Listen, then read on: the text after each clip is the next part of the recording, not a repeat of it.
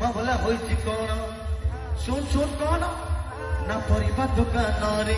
ମୋହ ପୁରେଇ ସେ ଠକାଇ ଗଲା ସାଇ